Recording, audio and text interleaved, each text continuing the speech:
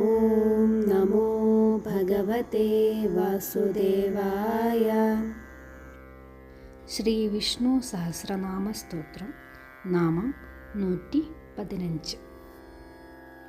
ഓം ബഹുശിരസേ നമഃ. ഹരേ കൃഷ്ണ കൃഷ്ണ കൃഷ്ണ ഹരേ ഹരേ, ഹരേ രാമ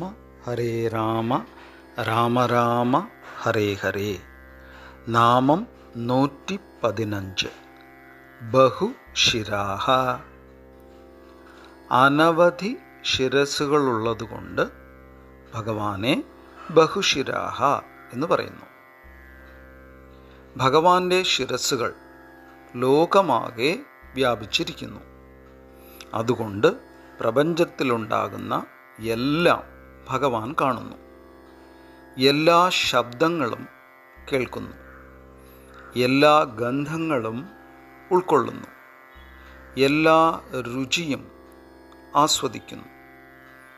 അതുകൊണ്ടുകൂടിയാണ് ഭഗവാനെ ബഹുശിരാഹ എന്ന് പറയുന്നത്. ഭഗവാന്റെ തന്നെ രൂപമായ ആദിശേഷൻ്റെ രൂപം 1000 തലകളുള്ള സർപ്പത്തിൻ്റേതാണ്.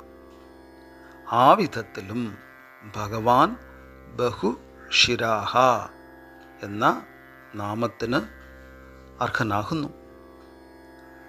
ഭഗവത്ഗീതയിലെ വിശ്വരൂപ ദർശനത്തിൽ അർജുനൻ കാണുന്നത് അനേക ബാഹു ഉദര വക്ത്രനേത്രമായ രൂപമാണ്. ഇങ്ങനെ അനേകം ശിരസ്സുകളോടുകൂടി അർജുനൻ്റെ മുന്നിൽ വിശ്വരൂപ ദർശനം കാണിച്ചു കൊടുത്തതുകൊണ്ടും ഭഗവാനെ ബഹുശിരാഹ എന്ന് അഭിസംബോധന ചെയ്യാം. ഹരേ കൃഷ്ണ.